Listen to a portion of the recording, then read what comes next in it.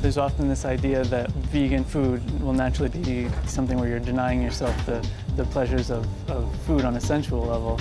And so it's always been really interesting to me to be able to show people how wrong that is, and that we can do things with texture and flavor and senses that the pleasures of eating food, you still get all that with vegan food for sure.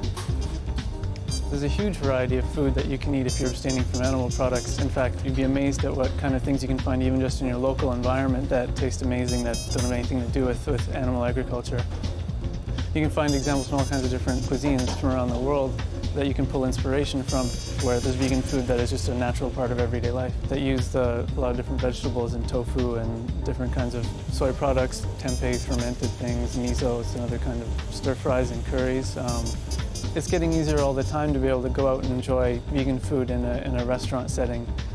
There's places opening up all the time, and even in places that aren't fully vegan or vegetarian, they're more and more catering to people with that diet as it's becoming more and more popular and taking off.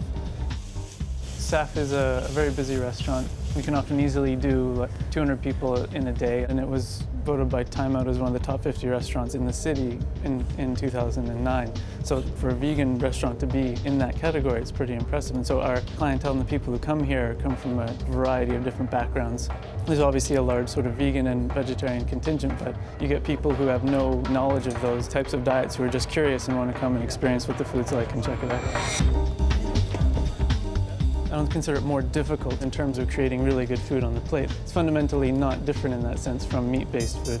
You do find, though, that in a vegan restaurant, the chefs themselves are often much more engaged and passionate with what they're doing because the way in which they got to that place involved their own personal beliefs and philosophies more so than in a traditional kitchen. Fatih came here from Munich just before I arrived here. As a head chef, obviously, he's got a lot of things to take care of, but he is open to discussing what's being done and how can we make it better. I started work in Saf about 4 years ago, and after that I decided to be vegan, and I give up everything in one night. And I feel the difference between the old days and now. So I'm much more healthy, and I don't need to go back to eat this kind of animal products anymore. So actually Saf changed my lifestyle. People love our foods, and they always keep asking to open the second one. We have lots of vegan and organic wine, so if you have a good baked tofu, you can get nice red wine. Normally, if you are making risotto, you have to use some chicken stock, veal stock, or beef stock, whatever, but I just use some mushroom stock or vegetable stock. I think it's the most popular dish in restaurant now. Lots of Italian people is coming back after that experience. They say it's beautiful risotto, delicious risotto. So I'm happy with that. Working in a vegan restaurant as a chef at the level we're trying to work at is really exciting because there's the sense that we're trying to push the boundaries and do things that haven't been done before and sort of be at a level that's respected as just restaurant and just food, and then people come here and just enjoy an amazing meal, and then on top of which it's entirely plant-based. And we get a lot of good feedback, and a lot of people are really excited about the meals that they had. And so it's sort of rewarding to be able to have that impact and be able to show people what's possible.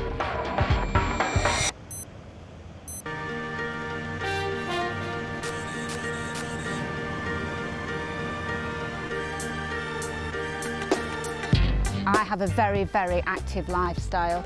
I'm a retained firefighter. I'm on call 24 hours a day, 7 days a week. I always have to be armed and ready to go at all times, as well as my training. And I can honestly say that I never feel inadequately catered for on a vegan diet.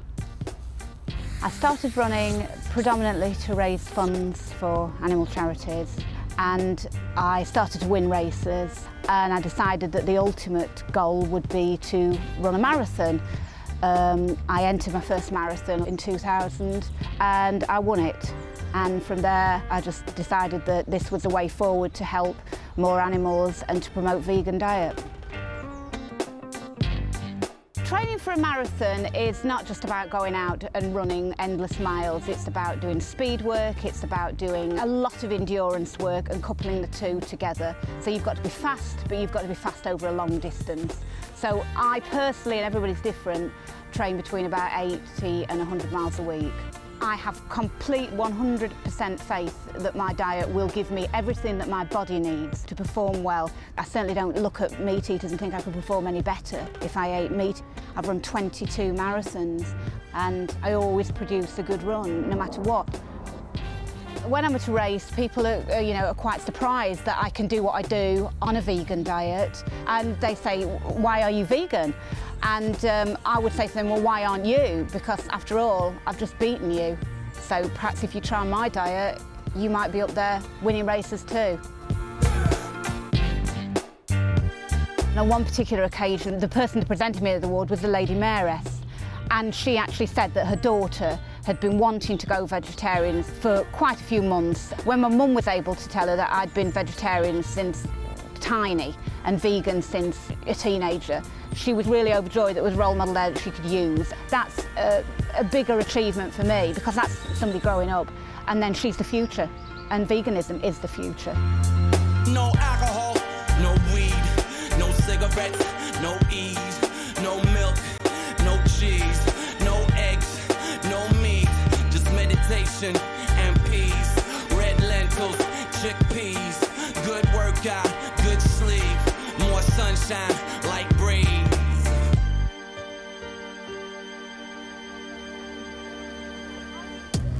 I've been working for the NHS for over 15 years now, and it's wonderful because when I get patients sent to me who are overweight or got heart disease or high blood pressure, I can talk to them about all the plant-based foods they can eat that make them a lot healthier by cutting out all the saturated fat and high salt foods in their diet. Recommendations now by the Department of Health is to go towards a more plant-based diet with the encouragement to have 5 portions of fruits and vegetables a day. In my opinion, omnivores can be lacking in lots of vitamins and minerals and nutrition generally. If you look at the obesity, look at all the fast foods, they're the kind of foods that vegans just wouldn't entertain eating at all. And certainly studies have shown that vegans are less at risk of heart disease, type 2 diabetes, and things like hypertension. So certainly a vegan diet encompasses all those health benefits as well. And I feel really fit and healthy. I love my food and I do love having treats. And the benefits from a vegan diet is that it's low in saturated fat. So you can have all these treats and you know you're still going to be looking after your heart. People often are concerned about calcium, which you can get from fortified foods, and vitamin B12, which you can get through things like fortified non-dairy milks, some soya products, also from some yeast extracts.